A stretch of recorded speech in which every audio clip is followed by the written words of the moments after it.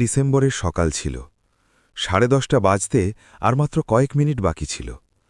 আমার মেয়ের গাড়ি আমার বাড়ির সামনে এসে থামল। গাড়ির দরজা খুলতেই বাচ্চাদের কলকাকলি রাস্তায় ছড়িয়ে পড়ল। এক এক করে 5টা বাচ্চা বাইরে লাফিয়ে নামল, যেন কোনো মেলায় এসেছে। হাতে ছোট ছোট ব্যাগ, খেলনা, আর একজনের হাতে চিপসের প্যাকেট। আমার মেয়ে হাসতে হাসতে ডিকি খুলল আর বলল, চলো জলদি, নানার বাড়ি এটা, এখানে সব ঠিক হয়ে যাবে। তারপর সে কলিং বেল বাজাল। 1 বার, 2 বার, 3 বার, কিন্তু আমার বাড়ির দরজা খুলল না। বাড়ির ভেতর অন্ধকার ছিল, তালা লাগানো ছিল, আর সবথেকে বড় ধাক্কাটা ছিল, আমার গেটে একটা সাদা কাগজ সাঁটানো ছিল, যাতে শুধু এটুকুই লেখা ছিল যে আমি বাড়িতে নেই। সেই মুহূর্তে আমার মেয়ের মুখের রং উড়ে গেল, কারণ সে ততক্ষণে বুঝতে পেরেছিল আজ প্রথমবার আমি তার জন্য উপলব্ধ ছিলাম না। এখন এগিয়ে যাওয়ার আগে আমাকে শুধু এইটুকু বলুন যে আপনারা এই কাহিনী ভারতের কোন শহর বা গ্রাম থেকে শুনছেন, আর আপনাদের ওখানে এখন কটা বাজছে। নিচে মন্তব্যে লিখে দিন, কারণ এই কাহিনী শুধু আমার নয়, এটা সেই প্রতিটি বাবা মায়ের যাদের নিজেদের সন্তানরা শুধু প্রয়োজন মনে করে, সম্পর্ক নয়। আমার নাম দেবেন্দ্র বার্মা, বয়স 70-এর কাছাকাছি। আর এই সব সেই বছর হয়েছিল যখন আমার স্ত্রী বিদ্যার চলে যাওয়ার প্রায় 2.5 বছর হয়ে গিয়েছিল। আমাদের বাড়িতে সেই পুরনো ছবিগুলোই ছিল, দেওয়ালে টাঙানো, টেবিলে রাখা, আর আমার ভেতরে গেঁথে থাকা। শীতের মৌসুম ছিল, দিল্লির ঠান্ডা হাওয়া, সকালের কুয়াশা, আর সন্ধ্যায় গলিতে টিমটিমে আলো। মানুষজন নিজেদের বাড়ির বাইরে সাজসজ্জা করছিল। কোথাও থেকে বাচ্চাদের হাসির শব্দ আসত, কোথাও থেকে ভজন, কোথাও থেকে গির্জার ঘণ্টার হালকা শব্দ। আর আমার বাড়ির ভেতরে এক দীর্ঘ নীরবতা। আমাদের বাড়িটা ছোট ছিল না, দোতলায় 3টে ঘর, নিচে বসার ঘর আর খাওয়ার টেবিল। কোনো এক সময় সেই টেবিলে 8 জনের প্লেট সাজানো থাকত। কখনো বিদ্যা গরম গরম চা রাখত আর বলতো, দেব, একটু ওই আলোগুলোর তার ঠিক করে দাও। আমি মই ধরতাম, সেই নিচে দাঁড়িয়ে আমাকে দেখত, আর প্রতিবার ভয় পেলেও হেসে দিত। এখন সেই টেবিলটা খালি পড়ে থাকত, প্লেট নয়, শুধু খবরের কাগজের স্তূপ আর আমি একা। আমি সেই বছর আলোকসজ্জা করিনি। সত্যি বলতে আমার মনেই হচ্ছিল না যে উৎসব আমার জন্য কিছু বাকি রেখেছে। কিন্তু তাও কোনো এক পুরনো অভ্যাসের মতো ডিসেম্বরের প্রথম সপ্তাহে আমি ফোন তুললাম। আমি আমার মেয়ে মনিকাকে ফোন করলাম। সে আমার একমাত্র মেয়ে, তার 5টা সন্তান, বাড়ি সব সময় হুল্লোড়ে ভরে থাকত। আমি ভাবছিলাম এবার হয়তো সে আমাকে ডেকে নেবে। ফোন 3 বার বাজল, তারপর সে ধরল। হ্যাঁ পাপা, বলুন, জলদি বলুন, এখানে খুব অশান্তি হচ্ছে। তার গলায় তাড়াহুড়ো ছিল, পেছনে বাচ্চাদের আওয়াজ আসছিল। কেউ কাঁদছিল, কেউ টিভির ভলিউম বাড়িয়ে দিচ্ছিল, কেউ কারো সাথে ঝগড়া করছিল। আমি গলা পরিষ্কার করলাম। মনিকা, বড়দিন আসতে চলেছে। আমি ভাবছিলাম, যদি তুমি চাও তবে আমি এবার তোমাদের বাড়ি আসি, বাচ্চাদের সাথে থাকব, একদিন সাথে বসে খাবার খাব। ওপাশে কয়েক সেকেন্ডের নীরবতা ছিল। সেই নীরবতা খুব ছোট ছিল, কিন্তু আমার ভেতরের আশার সুতো তাতেই কেঁপে উঠল। তারপর সে বলল, পাপা, এবার হবে না। আমি ধীরে ধীরে জিজ্ঞেস করলাম, কেন মা? সে দীর্ঘশ্বাস ফেলল, যেন এই কথা আগে থেকেই তৈরি ছিল। অজয় আর আমি এবার ছুটিতে সিমলা যাচ্ছি, আমাদের একটু আরাম দরকার, খুব ক্লান্ত হয়ে পড়েছি। আমার হাত থেকে ফোনটা পড়তে পড়তে বাঁচল। আচ্ছা, তাহলে বাচ্চারা? সে এমনভাবে বলল যেন এটা সবথেকে সাধারণ ব্যাপার। পাপা, বাচ্চারা আপনার কাছেই থাকবে। আমি বললাম, আমার কাছে? হ্যাঁ পাপা, আপনি তো বাড়িতেই থাকেন, আর আপনিই সামলাতে পারবেন, শুধু 3 দিনের ব্যাপার। তার শব্দে অনুরোধ ছিল না, আদেশ ছিল, আর সেটাও এমন আদেশ যাতে আমার না বলার জায়গাই ছিল না। আমি নিচু স্বরে বললাম, মনিকা, 5টা বাচ্চা, আমি একা। ওপাশ থেকে তক্ষুনি উত্তর এলো, পাপা, আপনি রিটায়ার করে গেছেন, আর এমনিতে আপনি একাই তো থাকেন। ঠিক এই জায়গাতেই বয়স্ক মানুষরা হেরে যান, কারণ নিজের শব্দে এমন এক জাল থাকে যাতে আত্মসম্মানও জড়িয়ে যায়। আমি কিছু বললাম না, আমার অনেক কিছু বলার ছিল, কিন্তু গলা শুকিয়ে গেল। আমি শুধু ফোনটা কেটে দিলাম, না হ্যাঁ বলে, না না বলে। ফোন কাটতেই বাড়িটা আরও খালি মনে হতে লাগল। আমি জানালার পাশে চলে গেলাম। বাইরে সামনের গলিতে মানুষ আলো লাগাচ্ছিল। এক প্রতিবেশী তার ছেলেকে বকছিল, ধীরে ধর, পড়ে যাবি। কোনো বাড়ি থেকে গরম মশলার গন্ধ আসছিল, আর আমি নিজেরই বাড়িতে পরবাসী মনে হচ্ছিলাম। কিছুক্ষণ পর আমি আমার পুরনো বন্ধু অরুণকে ফোন করলাম। অরুণ আমার সাথেই চাকরি করত। এখন আমরা দুজনেই রিটায়ার্ড। সে সরাসরি কথা বলা মানুষ, ভালোবেসেও বকে দেয়। সে ফোন তুলতেই বলল, দেবেন্দ্র, গলা ভারী লাগছে, কি হয়েছে? আমি ধীরে ধীরে বললাম, আমি মনিকাকে ফোন করেছিলাম। আমি শুধু বলেছিলাম যে বড়দিনে আসি, ওর সাথে বসি। অরুণ বলল, আর ও বলল ও আর অজয় সিমলা যাচ্ছে, আর বাচ্চারা আমার কাছে থাকবে। অরুণ কিছুক্ষণ চুপ থাকল। তারপর সে খুব শান্ত স্বরে বলল, ও জিজ্ঞেস করেছিল যে আপনি পারবেন? আমি বললাম না। সে জানালো আরও এটাও বলেছে যে আপনি তো বাড়িতেই থাকেন। আমি অবাক হলাম। হ্যাঁ, ঠিক এটাই বলেছে। অরুণের গলায় কষ্ট আর রাগ দুই এলো।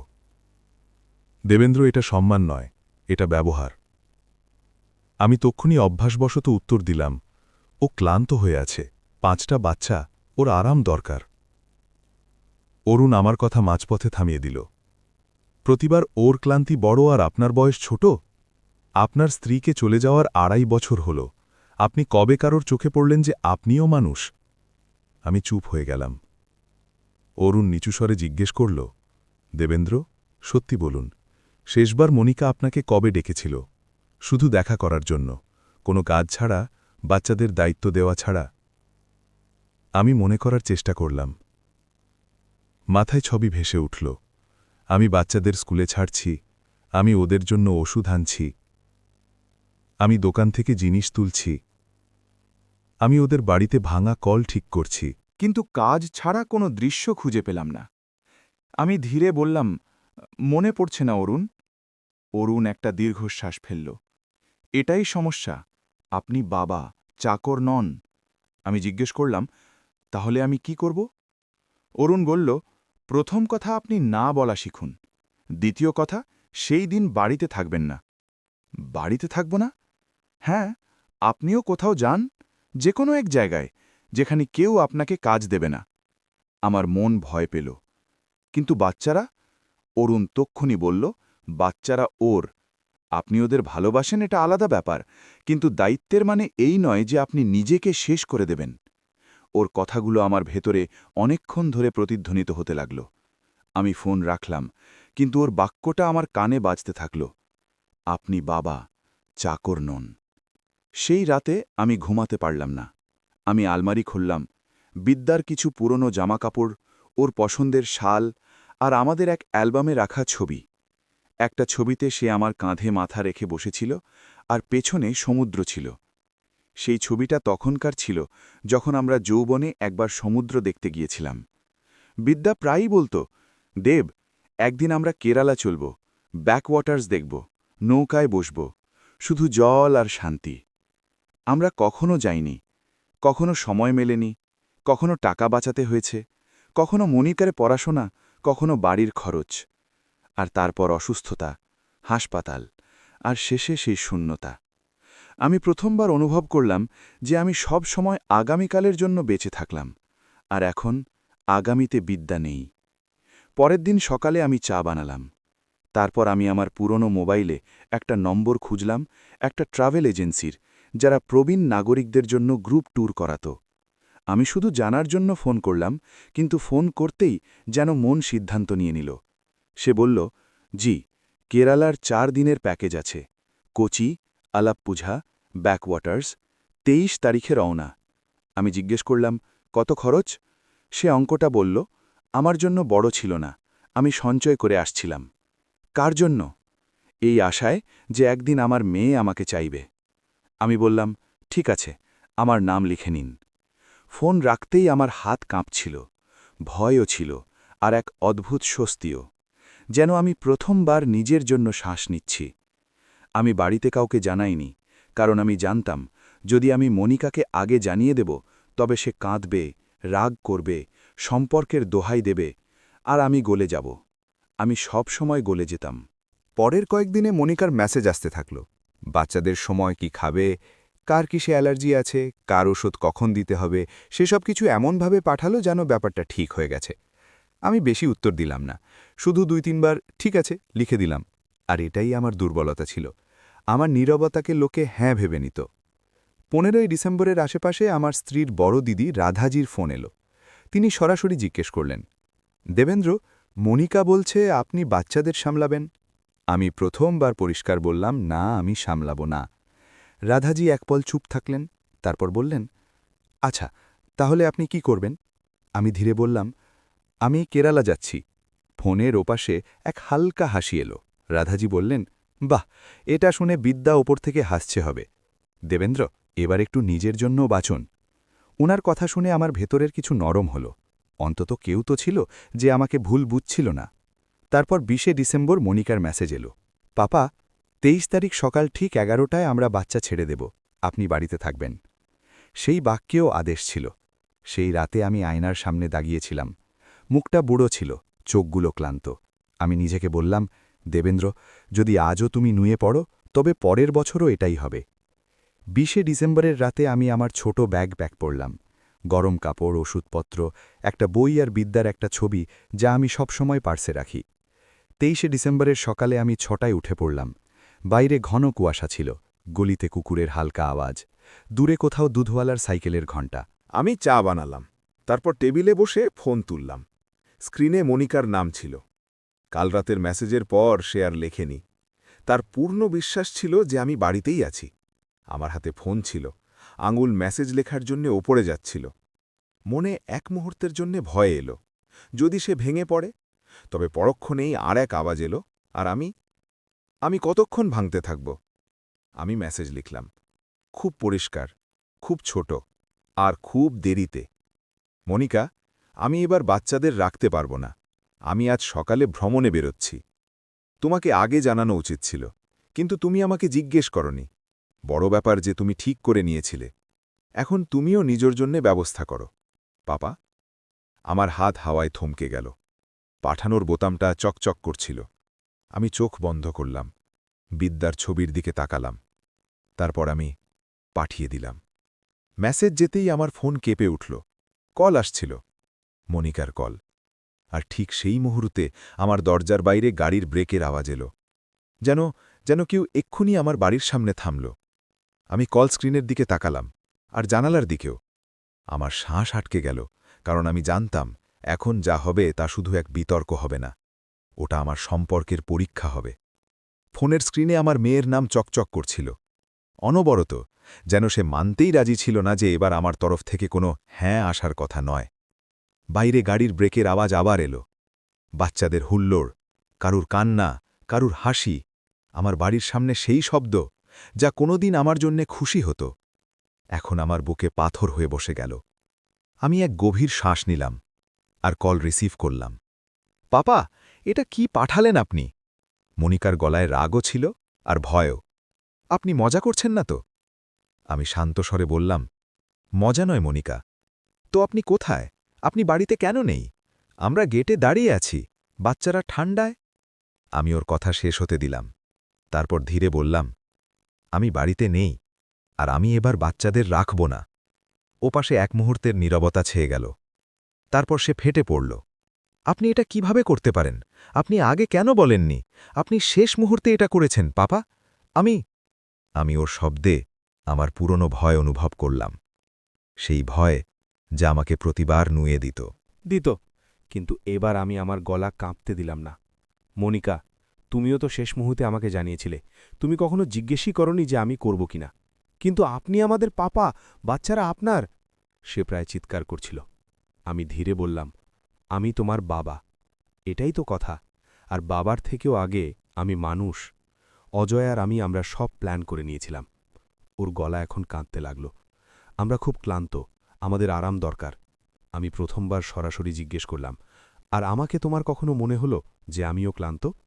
সে আবার চুপ হয়ে গেল। বাইরে ফোনেই আমি বাচ্চাদের আওয়াজ পেতে লাগলাম। কেউ বলছিল, মামুনি, খিদি পেয়েছে। কেউ বলছিল, আমার ঠান্ডা লাগছে। কেউ হয়তো গাড়ির দরজা জোরে বন্ধ করল। মনিকার গলা কাঁপছিল। পাপা, প্লিজ, এখন কি করব আমি? 5টা বাচ্চা, কোথায় নিয়ে যাব, কার কাছে? আমি খুব ধীরে বললাম, এই প্রশ্নটা তোমার আমাকে জিজ্ঞেস করা উচিত ছিল আগে। তারপর আর এক আওয়াজ ঠকল, অজয়ের, আমার জামায়ের। পাপাজি, এটা ঠিক নয়। ওর স্বরে বিরক্তি ছিল। আমরা খুব কষ্টে সব সেট করেছিলাম, আপনি এমন হঠাৎ। আমি তাকে প্রথমবার ওভাবেই থামালাম, যেন কোনো বুড়ো মানুষ নয়, বরং একজন বাবা কথা বলছে। অজয়, হঠাৎ তোমরা আমার জন্য কোনো প্ল্যান জিজ্ঞেস করেছিলে? তোমরা কবে বলেছিলে যে পাপাজি এই বছর আমরা সব সাথে বসব? কবে? অজয় কিছুক্ষণ চুপ থাকল, তারপর বলল, কিন্তু বাচ্চাদের কি হবে? ওটা তো আপনার দায়িত্ব। আমি বললাম, আমার দায়িত্ব ভালোবাসা, সাহায্য করা, যখন জিজ্ঞেস করা হয়, কিন্তু তোমাদের দায়িত্ব লালন পালন। ওপাশে শুধু হাওয়ার আওয়াজ আসছিল। মনিকা আবার বলল, পাপা, আপনি প্রতিশোধ নিচ্ছেন। আমার ভেতর কিছু বিঁধল, কিন্তু আমি সত্য বললাম, প্রতিশোধ নয়, আমি প্রথমবার নিজের জীবন বেছে নিচ্ছি। মা থাকলে সে আবার সেই হাতিয়ার তুলতে যাচ্ছিল।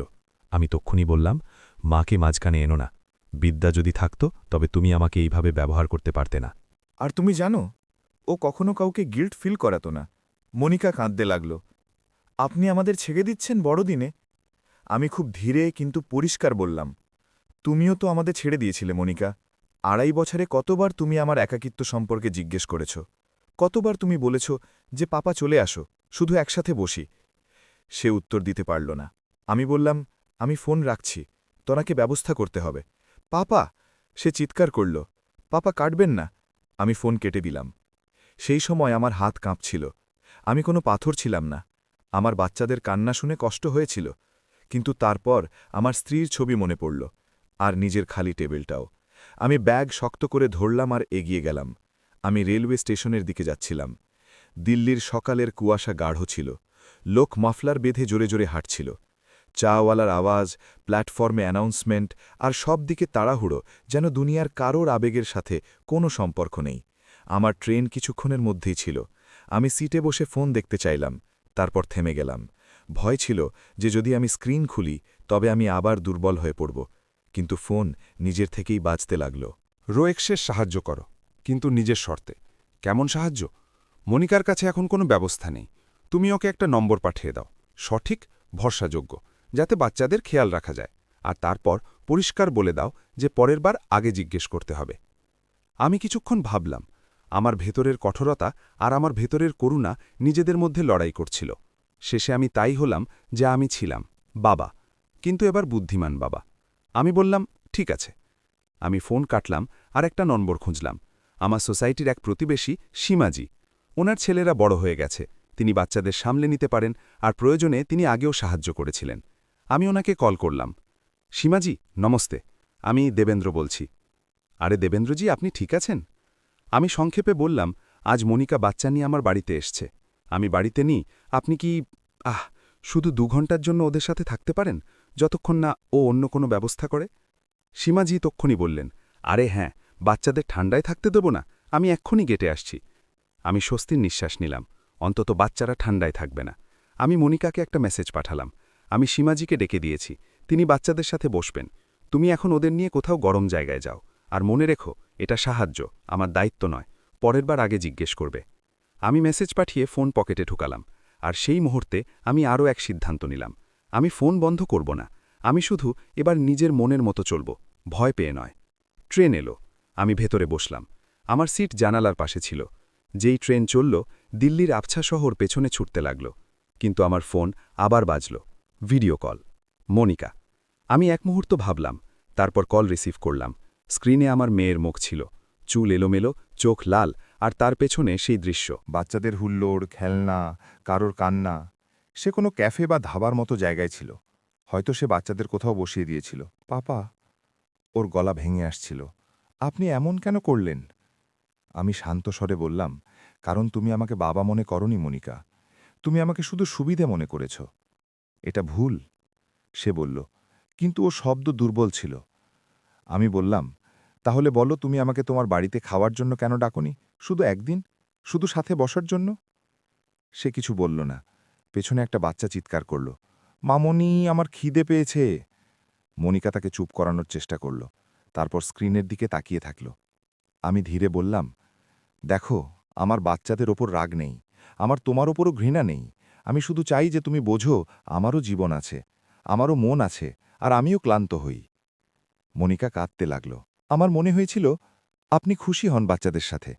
আমি বললাম, আমি খুশি হই, কিন্তু খুশি তখন হয় যখন কেউ আমাকে চায়, যখন কেউ বলে, পাপা আসুন আমাদের সাথে বসুন, খুশি তখন হয় না যখন কেউ বলে, আপনি তো খালি আছেন, সামলে নিন। মনিকা ঠোঁট কামলে ধরল। তার মুখে প্রথমবার লজ্জা নেমে এলো। সেই সময় স্ক্রিনে অজয়ও এলো। তার মুখ কঠোর ছিল, কিন্তু তার চোখ ক্লান্ত ছিল। পাপাজি, ঠিক আছে, সে ধীরে বলল। আমরা ভুল করেছি, কিন্তু এখন আমরা কি করতে পারি? আমি খুব পরিষ্কার বললাম, আজ তোমরা ব্যবস্থা করো, আর তারপর আমরা নিয়ম ঠিক করব। মনিকা জলদি জিজ্ঞেস করল, কোন নিয়ম? আমি বললাম, আমি ফিরে এসে বলবো, এখন আমি ভ্রমণে আছি, আর আমি আজ নিজের জন্য বাঁচতে বেরিয়েছি। মনিকা কাঁদতে কাঁদতে মাথা নাড়াল। পাপা, আমি এক শেষ কথা বললাম, যা আমার ভেতরে অনেক সময় ধরে চাপা পড়েছিল। মনিকা, তোমার মায়ের যাওয়ার পর আমি একা ছিলাম, আর তুমি আমাকে একাই থাকতে দিয়েছ। কিন্তু যখন তোমার ছুটি চাই, তখন তুমি আমাকে মনে করো। এই তফাতটা বোঝো। তারপর সে কল কেটে দিল। কল কাটতেই আমার হাত আবার কাঁপতে লাগল, কিন্তু এবার আমার ভেতরে এক অদ্ভুত শান্তিও ছিল, যেন আমি প্রথমবার সত্যি বলেছি। ট্রেন এগিয়ে যাচ্ছিল। আমি জানালা দিয়ে বাইরে দেখছিলাম। ক্ষেত, গাছপালা, ছোট স্টেশন, আর আমার চোখে একটা পুরনো ছবি ঘুরছিল। বিদ্যার হাসি আর ওর বাক্য, দেব, একদিন আমরা জলের পাশে বসব, শুধু শান্তি। আমি ধীরে বললাম, আজ সেই দিনই বিদ্যা। কিন্তু আমার ফোনের স্ক্রিন আবার চমকালো। এক নতুন মেসেজ, এবার কোনো আত্মীয়র, আর মেসেজ শুধু এক লাইনের ছিল, দেবেন্দ্র, তুমি পরিবারের নাক কেটে দিলে। এখন দেখো সবাই তোমাকে কি বলবে। আমি স্ক্রিনটা দেখলাম। মনে রাগ এলো না, মনে ভয়ও এলো না, শুধু এক প্রশ্ন উঠল, আমি কি সত্যিই নিজের জন্য দাঁড়িয়ে থাকতে পারবো যখন পুরো পরিবার আমার বিপক্ষে দাঁড়িয়ে যাবে? আর তখনই আমার ফোনে আরও এক কল আসতে লাগল। এবার নম্বর মনিকার ছিল না, এটা অজয়ের মায়ের ছিল, আমার বেআইনের। আর আমি জানতাম এখন আসল তুফান শুরু হতে চলেছে। ফোনের স্ক্রিনে বেআইন জি লেখা ছিল। আমার হাত এক মুহূর্তের জন্য থমকে গেল। এটাই সেই কল ছিল যার ভয়ও ছিল আর অপেক্ষাও। কারণ যখন মেয়ে ভুল স্বীকার করার আগে ভেঙে পড়ে, তখন বাড়ির বড়রা ইজ্জাত আর সম্পর্ক নিয়ে চলে আসেন, আর তারপর সত্যিটা চাপা পড়ে যায়। আমি কল ধরলাম। হ্যালো, দেবেন্দ্রজি। ওনার গলায় মিষ্টতা ছিল, কিন্তু তার নিচে খোঁচা পরিষ্কার ছিল। আপনি কোথায়? বাড়িতে নেই? বাচ্চারা ঠান্ডায় বাইরে দাঁড়িয়েছিল, এটা কেমন দায়িত্ব? আমি শান্ত স্বরে বললাম, নমস্তে, আমি ভ্রমণে আছি, আর বাচ্চাদের ঠান্ডায় দাঁড় করিয়ে রাখা হয়নি। আমি পাশের বাড়ির সীমাজিকে ডেকে দিয়েছিলাম। বাচ্চারা এখন নিরাপদ। তিনি তক্ষণই বললেন, কিন্তু আপনি বাবা, না না, আপনি এভাবে কিভাবে বেরিয়ে যেতে পারেন? মনিকা কাঁদছে, বাচ্চাদের সামলানো সহজ হয় নাকি? আমি গভীর শ্বাস নিলাম। বেআইনজি, আমিও তো মানুষ। আপনি কখনো ভেবেছেন যে আমি একা? আমার স্ত্রীকে চলে যাওয়ার 2.5 বছর হলো। আমি আমার বাড়িতে এক নিস্তব্ধতা নিয়ে বেঁচে আছি। আর এইবার আমি শুধু এটাই চেয়েছিলাম যে আমার মেয়ে আমাকে নিজের বাড়িতে ডাকুক, সাথে বসিয়ে রাখুক। সে আমাকে ডাকেনি, সে আমাকে কাজ সঁপে দিল। কাজটা শুনে সে হেসে উঠল, যেন আমার কথা কোনো মজা ছিল। নিজের সন্তানদের সামলানো কাজ কবে থেকে হয়ে গেল? নানার ভালোবাসা তো এটাই। আমি ধীরে ধীরে পরিষ্কার শব্দে বললাম, ভালোবাসা আর বাধ্যবাধকতার মধ্যে তফাৎ থাকে। যদি মনিকা ভালোবেসে জিজ্ঞাসা করত, তবে আমি বসে ভাবতাম, কিন্তু সে আদেশ দিল, আপনি তো বাড়িতেই থাকেন। এই শব্দগুলো এমন ছিল যেন আমি কোনো খালি চেয়ার। ওদিকে কয়েক সেকেন্ড চুপচাপ ছিল, তারপর তাদের গলা চড়ে গেল। দেখুন দেবেন্দ্রবাবু, আমাদের সমাজে এমন হয় না। মেয়ে ছেলে যা বলে বাবা মায়ের তা মেনে নিতে হয়, নয়তো সম্পর্ক বিগড়ে যায়।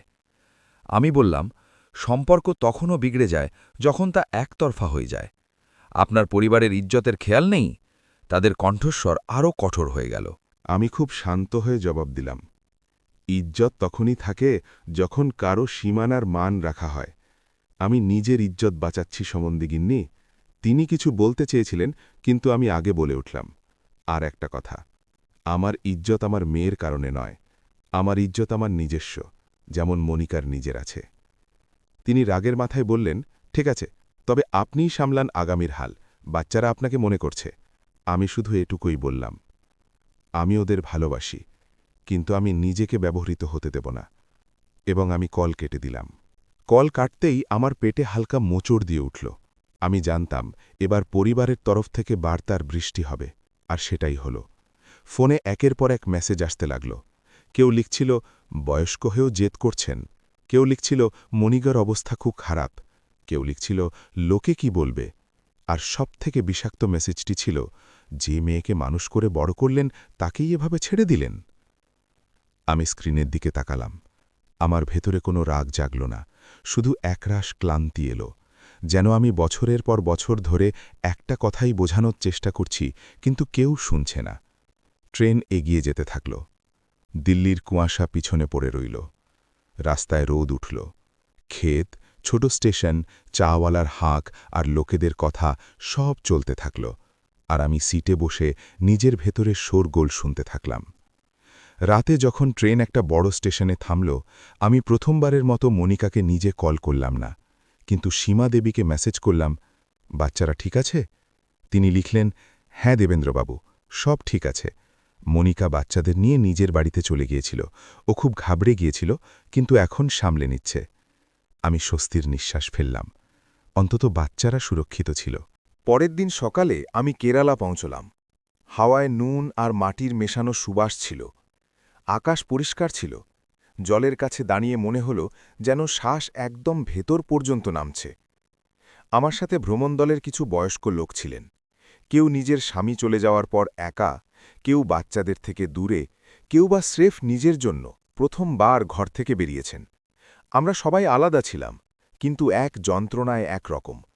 সবারই ঘর ছিল, কিন্তু অনেকেরই ভেতরে আপনত্বের অভাব ছিল। প্রথম দিন আমরা একটা নৌকায় বসলাম। জল শান্ত ছিল, পাড়ে নারকেল গাছ, দূরে একটা মন্দিরের ঘণ্টা, আর মাঝে মাঝে পাখিদের ডাক। আমি চুপ করে বসে থাকলাম। আমার হাতে বিদ্যার ছবি ছিল। আমি সেদিকে তাকালাম আর মনে মনে বললাম, দেখো বিদ্যা, আমি শেষমেশ এসেই গেলাম। কিন্তু মনের একটা কোণ তখনও বাড়িতেই ছিল। আমার নাতিপুতিদের গলা, মনিকার কান্না, আর সেই প্রশ্ন, আমি কি খুব দূরে চলে গেলাম? দ্বিতীয় দিন সন্ধ্যায় আমার ফোন আবার বাজল। এইবার নম্বরটা অরুণের ছিল। দেবেন্দ্র, কেমন লাগছে? ওর গলায় আপনত্ব ছিল। আমি বললাম, অদ্ভুত ভালো লাগছে, আবার ভারীও। সে বলল, আর ঘরের খবর? আমি বললাম, সমন্ধিগিন্নি ধমক দিয়েছেন, আত্মীয়রা আজেবাজে কথা বলছে। অরুণ হেসে বলল, তবে তো তুফান এসেই গেল। আমিও হালকা হাসলাম, হ্যাঁ। তারপর সে গম্ভীর হয়ে গেল, দেবেন্দ্র, তুই ঠিক কাজ করছিস, কিন্তু এখন পরের পদক্ষেপটা বেশি জরুরি। কোনটা? এখন যখন মনিকা ভেঙে পড়ছে, তখনই নিয়ম তৈরি হবে, এখন না হলে কখনো হবে না। আমি জিজ্ঞেস করলাম, ও কি মানবে? অরুণ বলল, যদিও সত্যি বদলাতে চায় তবে মানবে, আর যদি না চায় তবে তুই নিজের জন্য রাস্তা খুলে ফেলেছিস। আমি ফোন রাখলাম। সেই রাতে সমুদ্রের হাওয়ায় প্রথমবারের মতো আমার ঘুম খুব ভালো হলো। তৃতীয় দিন সকালে আমি নিজের ফোন খুললাম। অনেক মেসেজ ছিল, তার মধ্যে অনেকগুলো আমি পড়িও নি, কিন্তু একটা মেসেজ আমাকে থামিয়ে দিল। ওটা মনিকার ছিল, আর এটা প্রথম মেসেজ, যাতে রাগ ছিল না, আদেশ ছিল না, শুধু একটা ছোট্ট বাক্য ছিল, বাবা, আপনি যখন ফিরে আসবেন আমরা কি বসে কথা বলতে পারি? আমার বুকে কিছু একটা আলগা হলো, যেন কেউ খুব শক্ত করে বাঁধা দড়ি একটু ঢিলে করে দিয়েছে। আমি উত্তর লিখলাম, হ্যাঁ, ব্যাস এটুকুই। 4 দিনের যাত্রা পূর্ণ হল।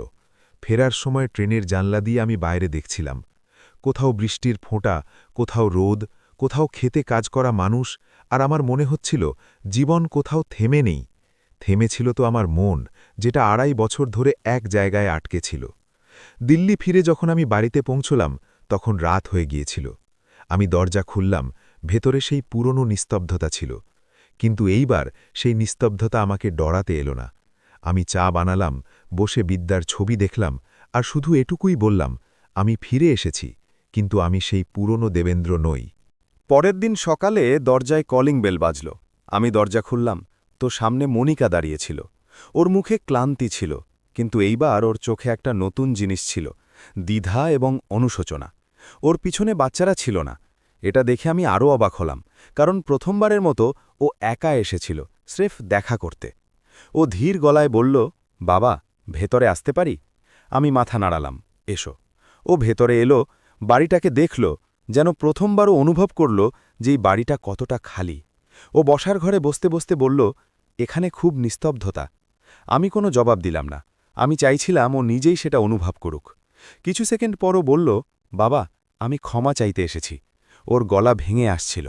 আমার মনে হয়েছিল আপনি সবসময় ঠিক থাকবেন, সবসময় আপনাকে পাওয়া যাবে। আমি ধীরে ধীরে বললাম, আর তোমার এটাও মনে হয়েছিল যে আমার সময় বা উপস্থিতি তোমার অধিকার?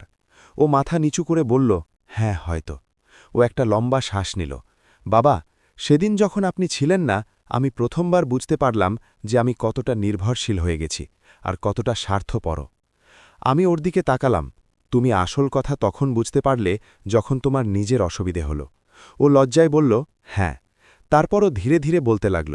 আমি বাচ্চাদের নিয়ে ঘরে ফিরলাম। অজয় রেগে গেল। ও বলল, আপনি আমাদের ফাঁসিয়ে দিয়েছেন। আমি কাঁদলাম, বাচ্চারা কাঁদল। সেই রাতে আমরা প্রথমবার সত্যি সত্যি ঝগড়া করলাম। বাবা, আমি বললাম, আমরা বাবাকে একবার জিজ্ঞাসা পর্যন্ত করিনি। আর অজয়? অজয় চুপ হয়ে গেল। আমি জিজ্ঞেস করলাম, আর সম্বন্ধী গিন্নি?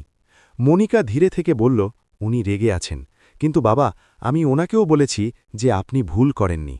এটা শুনে আমার ভেতরে একটা হালকা উষ্ণতা ছড়িয়ে পড়ল, কারণ এই শব্দগুলো ওর নিজের ছিল, কেউ ওকে লিখে দেয়নি। আমি বললাম, মনিকা, আমি তোমাকে ছোট করতে চাইনি। আমি শুধু চেয়েছিলাম যে তুমি আমাকে বাবার মতো দেখো, কোনো সুবিধা হিসেবে নয়। মনিকার চোখ থেকে জল পড়তে লাগল। বাবা, আমি সত্যি আপনাকে মিস করি, কিন্তু আমি সবসময় বাচ্চা আর সংসারে ফেসে যাই, আর তারপর আমার মনে হয় আপনিই তো সামলে নেবেন। আমি ওর দিকে একটু ঝুঁকে বললাম, দেখো, 5টা বাচ্চা সামলানো সহজ নয়, আমি তা জানি।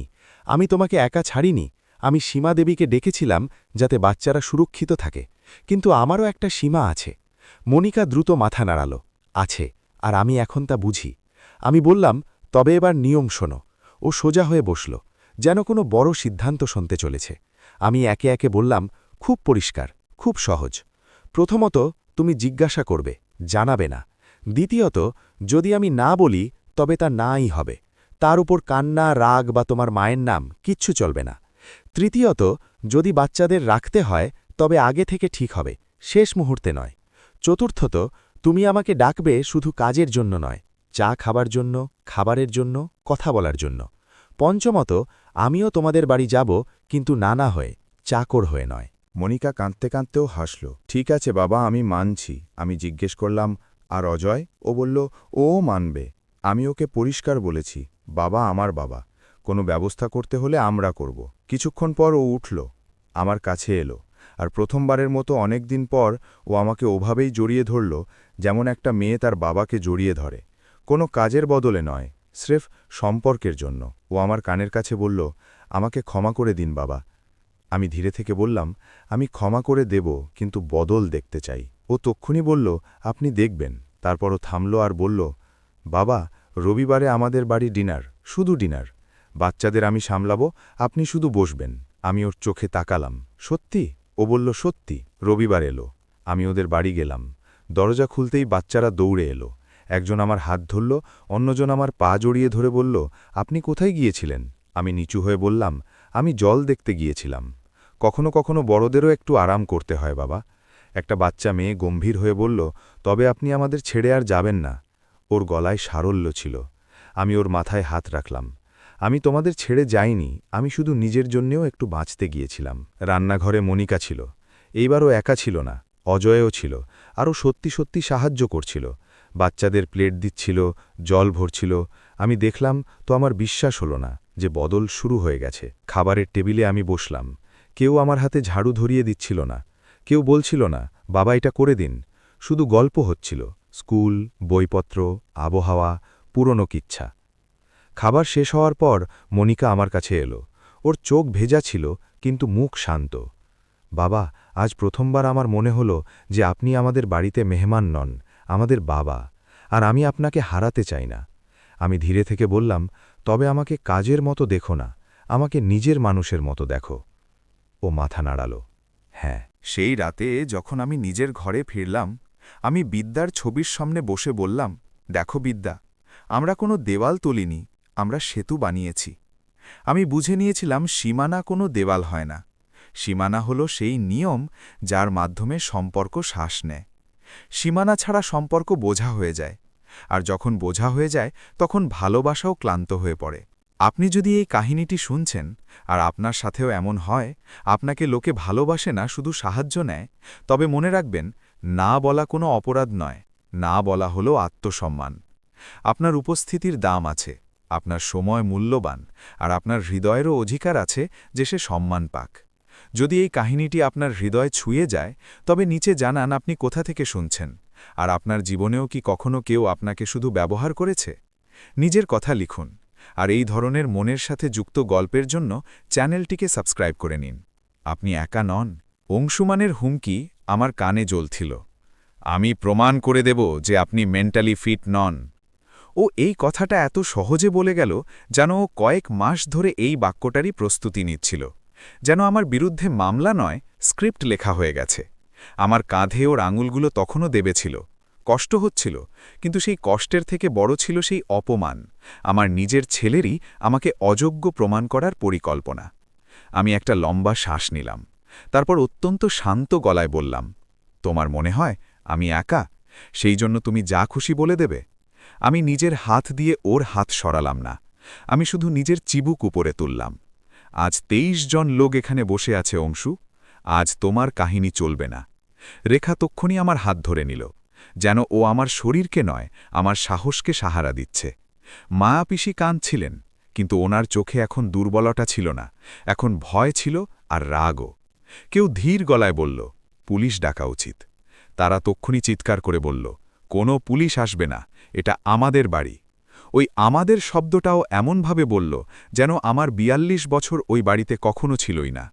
আমি নিজের খাম থেকে পরের কাগজটা বের করলাম, সেই কাগজটা যা বের করতেই অংশুমানের দম বন্ধ হয়ে আসতে পারত।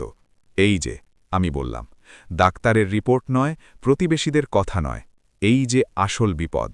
আমি কাগজটা ওপরে ধরলাম। এটা পাওয়ার অফ অ্যাটর্নির ড্রাফট, আর এতে আমার সইয়ের মতো সই আছে, কিন্তু ওটা আমার নয়। ঘরে ফিসফাস একদম বন্ধ হয়ে গেল। এমন নিস্তব্ধতা যেন কেউ হঠাৎ টিভি মিউট করে দিয়েছে। এটা জাল? কেউ জিজ্ঞেস করল। আমি হ্যাঁতে মাথা নাড়ালাম। আমি এটা কখনো দেখিনি পর্যন্ত। 3 দিন আগে উকিল নিধি আমাকে দেখালেন। যদি এটা চলে যেত, তবে আমার অ্যাকাউন্ট, আমার প্রপার্টি, আমার পেনশন সব এদের হাতে চলে আসত। তারার মুখ সাদা হয়ে গেল। অংশুমানের চোখ পলকের জন্য খালি হয়ে গেল, যেন মাথায় ক্যালকুলেশন থেমে গেছে। তারপরও হঠাৎ বলে উঠল, এটা মিথ্যে। আমার মা সব ভুলে যেতে থাকেন। আপনারা সবাই ওনার বয়স জানেন। বয়সের মানে এই নয় যে কেউ সই চুরি করে নেবে। রেখা প্রথমবারের মতো এত জোরালো গলায় বলল। ওর গলা কাঁপছিল, কিন্তু শব্দ নয়। আর এই যে চোট, ও আমার দিকে ইশারা করল। এটা পড়ে যাওয়ার চোট মনে হয় না।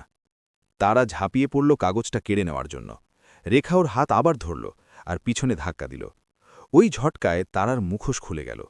ও আমার সামনে, সবার সামনে সেই আওয়াজ বের করল, যা ও ঘরের বন্ধ দরজায় বের করত। তোমাদের সবাইকে কি মনে হয় এই মহিলা খুব বেচারি? এই মহিলা আমাদের বরবাদ করতে চায়, ও চিৎকার করে বলল। আমরা এর দেখভাল করেছি। আমরা এখানে ছিলাম যাতে এ সিঁড়ি থেকে পড়ে মরে না যায়। আর এখন এই দেখভাল? আমার গলা ভেঙে এলো, কিন্তু আমি থামলাম না। আমি নিজের ফোলা চোখের দিকে আঙুল দেখালাম। এটাকে দেখভাল বলো? আমি নিজের কাঁধে ফুটে ওঠা দাগের দিকে ইশারা করলাম, যেখানে অংশুমানের ধরা ছিল। এটাকে কি বলো? সামনে থেকে কেউ একজন বলল, এটা তো মারপিট। মায়াপিসি কাঁপতে কাঁপতে নিজের ফোন তুললেন। আমি এক্ষুনি 112 করছি, তিনি বললেন। তারার চিৎকার আরও বেড়ে গেল। করো না, এসব এদের নাটক। অংশুমান একদম চেয়ার পিছনে সরিয়ে জোরে বলল, কেউ পুলিশ ডাকবে না, এটা আমাদের পারিবারিক ব্যাপার। ও পারিবারিক শব্দটা এমনভাবে ব্যবহার করল যেন পরিবারের মানে সত্যি গোপন করা। আমি খাম থেকে আরেকটি কাগজ বের করলাম। আর এটা হলো নোটিস টু ভ্যাকেট, বাড়ি খালি করার নোটিস, 30 দিনের। অংশুমানের মুখ একদম লাল হয়ে গেল। আপনি আমাদের বের করতে পারেন না। আমি বের করছি। আমি খুব পরিষ্কার বললাম, এটা আমার বাড়ি, আমার স্বামীর বাড়ি, আর এখন তোমরা দুজনে এখানে থাকবে না। তারা প্রায় চিৎকার করে বলল, এটা আমাদের বাড়ি, অংশু এর ছেলে, ও ওয়ারিশ। আমি ওর চোখে চোখ রেখে বললাম, ওয়ারিশ হওয়ার মানে এই নয় যে তুমি নিজের মাকে মারবে, তার মেল খুলবে, সই চুরি করবে আর তাকে পাগল প্রমাণ করবে। ঘরের মধ্যে এক মহিলা, যিনি সোসাইটির সবথেকে শান্ত কাকিমা বলে পরিচিত ছিলেন, এগিয়ে এসে বললেন, রেনুদি, আপনি আমাদের আগে কেন বলেননি? আমার গলা বুঝে এলো, কারণ আমি লজ্জিত ছিলাম। আমি বললাম, কারণ আমি মা। আমি শেষ পর্যন্ত নিজের ছেলেকে বাঁচানোর চেষ্টা করে গেছি। ইতিমধ্যে অংশমানের ধৈর্য ভেঙে গেল। ও দুপা এগিয়ে আমার কাছে এলো আর আবার আমার কাঁধ ধরে নিল। এইবার ওর ধরা আরও জোরে ছিল। আপনি আমার জীবন নষ্ট করছেন, ও দাঁত কিড়মিড় করে বলল। আপনি আমাকে জন্ম দিয়েছেন, আপনি এভাবে কেমন করে? ওর কথা শেষ হলো না, কারণ পাশের দুজন লোক আর রেখার স্বামী একদম সামনে চলে এলেন।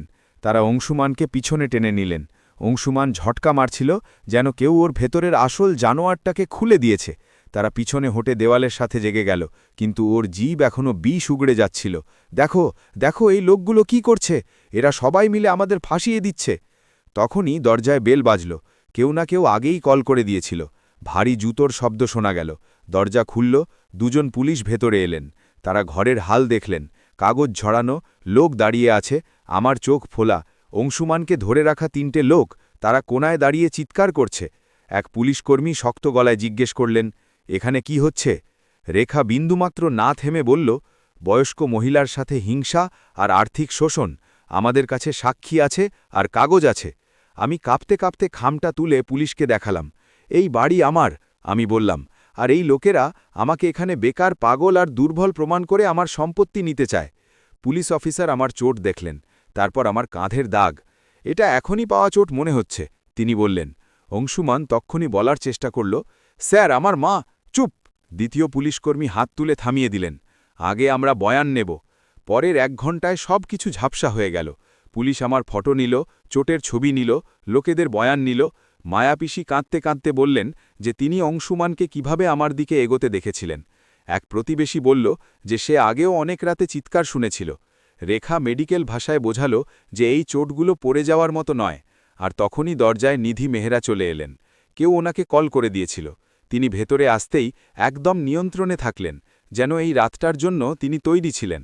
তিনি পুলিশকে কাগজ দিলেন। আমি উকিল, তিনি বললেন। এটা মহিলার বিরুদ্ধে লাগাতার শোষণের একটা প্যাটার্ন। আজকের এই হামলা আমাদের জন্য ট্রিগার। পুলিশ অংশুমান আর তারাকে আলাদা ঘরে নিয়ে গিয়ে প্রশ্ন করল। তারা প্রতিটি কথায় চিৎকার করতে থাকল, এটা মিথ্যে, এটা সব টাকার জন্য। অংশুমানের গলা এইবার নিচু ছিল, কিন্তু ভেতর থেকে বিষাক্ত। মা আমাদের ফাঁসিয়েছে, ও বারবার বলতে থাকল। উনি মানসিকভাবে ঠিক নেই। পুলিশকর্মী একবার আমার দিকে তাকিয়ে বললেন, যদি আপনি চান তবে আমরা এখনই এদের বাড়ি থেকে সরিয়ে আপনাকে সুরক্ষা দিতে পারি। নিধি তক্ষুনি বললেন, আমরা এটাই চাই, আর আমরা এমার্জেন্সি প্রোটেকশনও চাইছি। তারা যেমনই এটা শুনল, ও আমার দিকে তেড়ে এলো। তুই মরবি একা, ও চিৎকার করে বলল। তুই কিন্তু পুলিশ ওকে আটকে নিল। ওর চিৎকার পুরো বাড়িতে প্রতিধ্বনিত হচ্ছিল। ওই একই বাড়িতে যেখানে কখনো রাজেশের হাসি প্রতিধ্বনিত হতো। সেই রাতেই পুলিশ ওদের 1 ঘন্টা সময় দিল শুধু জরুরি সামান প্যাক করার জন্য। পুলিশের নজরদারিতে ওপর থেকে স্যুটকেসের আওয়াজ এলো, ড্রয়ার আছাড় মারার শব্দ, তারার গালিগালাজ। অংশুমান নিচে নামল তো ওর মুখ খালি ছিল, যেন ওর ভেতরের ছেলেটা পুরোপুরি মরে গেছে। দরজা দিয়ে বেরোনোর সময় ও আমার দিকে তাকালো। ওর চোখে জল ছিল না, শুধু ঘৃণা ছিল। আমি আপনাকে কখনো ক্ষমা করব না, ও ধীর গলায় বলল। কখনো না। আমি কোনো জবাব দিলাম না, কারণ প্রথমবারের মতো আমি সত্যিটা বুঝতে পারলাম। ক্ষমা চাওয়ার মতো ছেলে তো সে হয় যে ভুল করেছে। এ তো সেই লোক যে আমার দুর্বলতা থেকে নিজের শক্তি বানাতে চেয়েছিল। দরজা বন্ধ হল, গাড়ির শব্দ দূরে চলে গেল, আর বাড়িতে আবার নিস্তব্ধতা এলো। কিন্তু এইবার এই নিস্তব্ধতা আলাদা ছিল।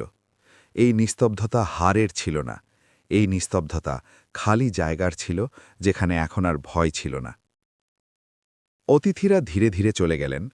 প্রত্যেকে আমাকে জড়িয়ে ধরে বলল, আমরা কাল আসব। রেখা আমার হাত নিজের 2 তালুতে নিয়ে বলল, এখন আর একা নও রেনো, তুমি আজ ঠিক করেছ। মায়া পিসি কাঁদতে কাঁদতে আমার কপালে চুমু খেলেন।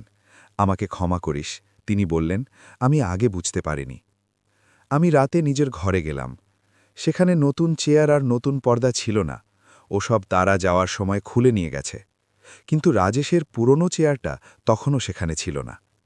আমি বিছানার ধারে বসলাম আর প্রথমবারের মতো ফুঁপিয়ে কেঁদে উঠলাম। ছেলের যাওয়ার জন্য নয়, বাড়ি বাঁচার জন্যও নয়।